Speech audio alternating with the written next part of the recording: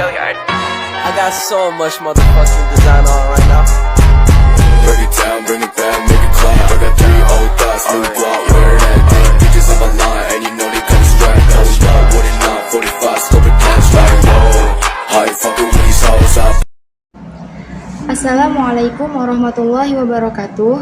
Perkenalkan, nama saya Rizka Maliatus Solihah dengan nomor pokok mahasiswa 2021 14500 kelas R4D, Prodi Pendidikan Ekonomi, Fakultas Ilmu Pendidikan dan Pengetahuan Sosial, Universitas Indraprasta PGRI.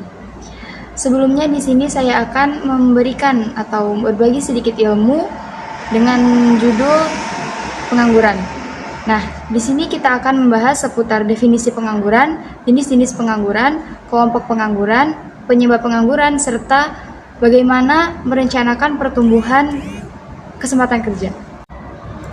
Pertama, apa itu pengangguran? Pengangguran memiliki beberapa pengertian menurut beberapa ahli. Di antaranya, menurut Biro Pusat Statistik atau BPS, pengangguran di Indonesia diklasifikasikan menjadi 2 kelompok besar.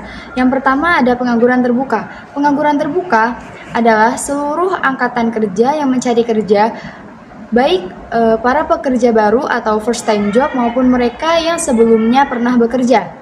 Nah, kemudian yang kedua ada setengah pengangguran. Setengah pengangguran adalah mereka yang bekerja kurang dari 35 jam dalam 1 minggu. Nah, kemudian selanjutnya ada pengertian atau definisi pengangguran menurut Sadono Sukirno. Pengangguran menurut Sadono Sukirno adalah suatu keadaan di mana seseorang yang tergolong dalam angkatan kerja yang ingin bekerja atau ingin mendapatkan pekerjaan namun belum dapat memperolehnya.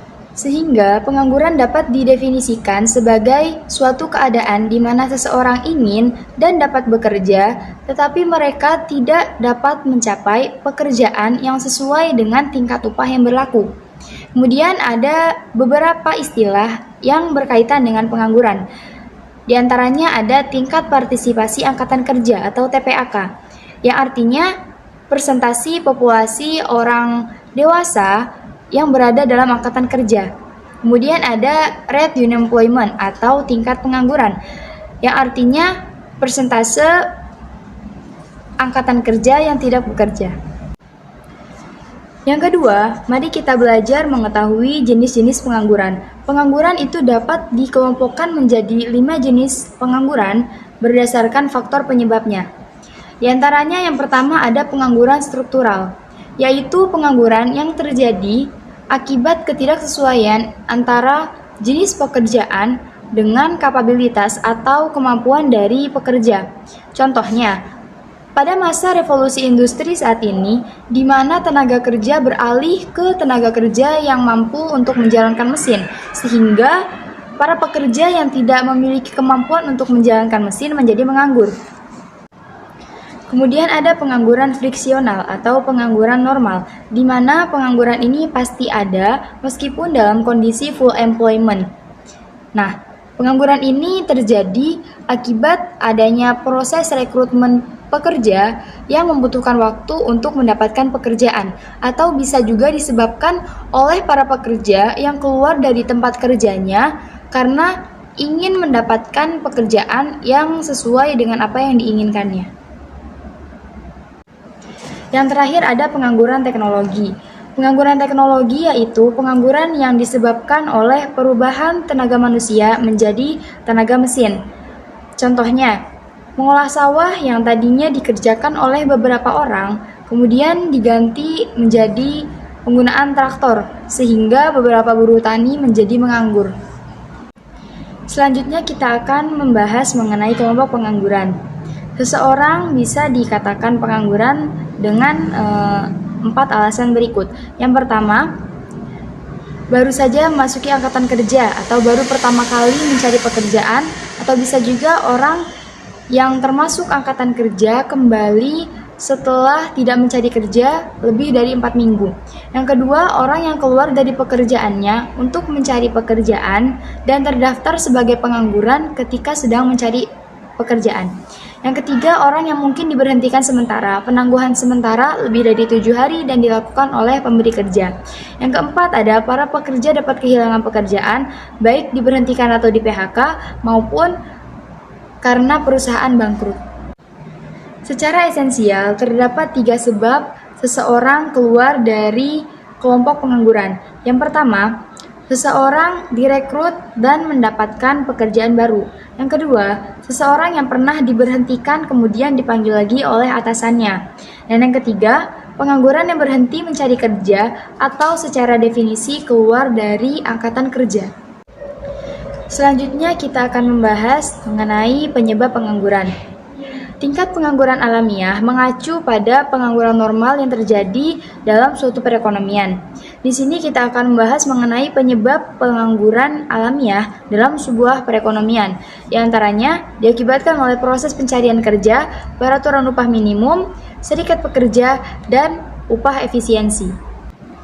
Yang pertama ada pencarian kerja. Pencarian kerja merupakan proses yang dilakukan oleh pekerja dalam rangka menemukan pekerjaan yang sesuai dengan selera dan skill yang dimiliki. Yang kedua ada peraturan upah minimum. Walau bukan menjadi penyebab utama terjadinya pengangguran dalam sebuah perekonomian, namun peraturan upah minimum memiliki dampak yang besar terhadap kelompok-kelompok yang memiliki tingkat pengangguran tinggi. Yang ketiga ada serikat pekerja. Serikat pekerja merupakan sekelompok yang bertindak secara bersama-sama agar bisa menjadi kekuatan pasar bersama yang besar. Sebagian besar pekerja mendiskusikan upah, tunjangan-tunjangan, serta kondisi-kondisi pekerja dengan pemberi kerja secara individu. Namun sebaliknya, anggota-anggota serikat pekerja melakukan itu semua secara bersama-sama sebagai sebuah kelompok.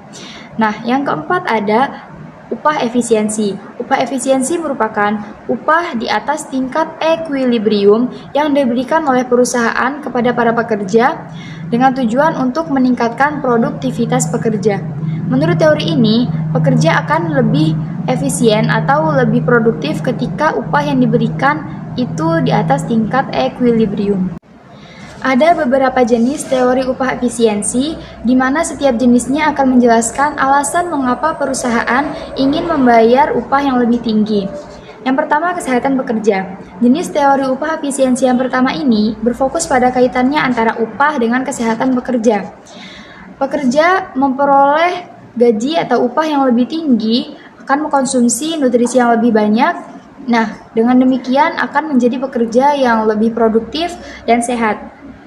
Perusahaan mungkin akan lebih menguntungkan ketika memberikan gaji atau upah yang lebih tinggi dengan memiliki pekerja yang produktif dan sehat dibandingkan dengan memiliki pekerja yang tidak sehat atau tidak produktif karena gajinya yang diberikan lebih rendah. Nah, teori upah ini lebih relevan digunakan pada perusahaan-perusahaan di negara berkembang. Yang kedua ada perputaran pekerja. Jenis teori upah efisiensi yang kedua ini berfokus pada kaitannya antara upah dengan perputaran pekerja.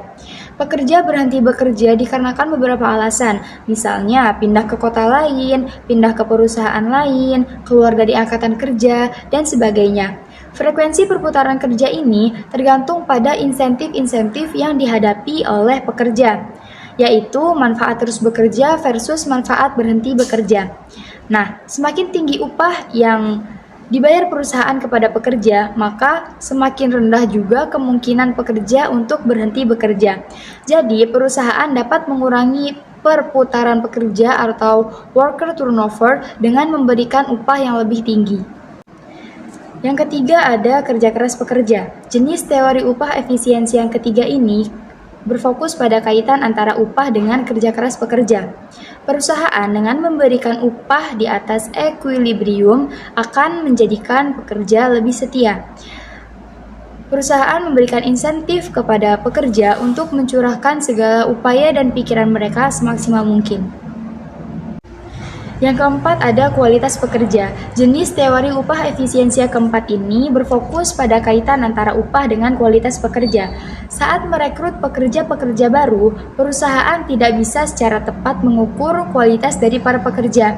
Oleh karena itu, perusahaan memberikan gaji atau upah yang tinggi agar dapat menarik pekerja atau pelamar-pelamar yang memiliki kualitas bagus. Yang terakhir, kita akan membahas mengenai merencanakan pertumbuhan kesempatan kerja. Untuk mencapai pertumbuhan lapangan pekerjaan, tergantung pada pertumbuhan pendapatan nasional.